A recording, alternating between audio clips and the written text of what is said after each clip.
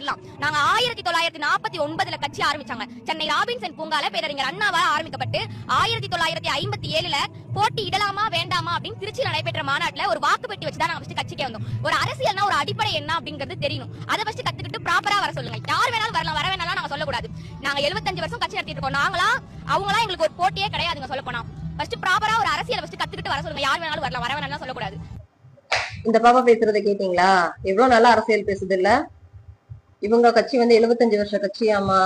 இந்த பாப்பாக்கு ஒரு 10 வயசு இருக்குமா? பரவாயில்ல, இந்த 10 வயசுலயே அரசியலை பத்தி இவ்வளவு தெரிஞ்சு வச்சிருக்குல்ல, நல்லா பேசுதுல்ல. அரசியலுக்கு வர்றவங்க முதல்ல அரசியலை தெரிஞ்சுக்கிட்டு வரணுமாமா. அரசியல் தெரிஞ்சுட்டு தான் பக்கம் எல்லாருமே வந்திருக்காங்க.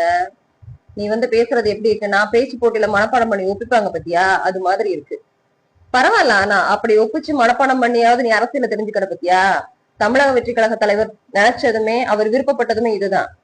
சின்ன குழந்தைங்கள்ல இருந்து இனி வர ஜெனரேஷன்ல எல்லாருமே அரசியல்னா என்னன்னு தெரிஞ்சுக்கணும், அவங்க அரசியல் பேசணும் அப்படிங்கறதுதான் தமிழக வெற்றி கழக தலைவரும் நினைச்சாரு.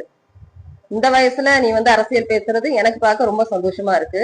ஆனா சின்ன பிள்ளைங்களை வச்சு ஓட்டு கேக்குறாங்க, சின்ன பிள்ளைங்களால ஜெயிச்சாங்க அப்படின்னு சொன்னவங்க மத்தியில உன்னை பார்த்தா சின்ன பிள்ளையா தெரியலையோ?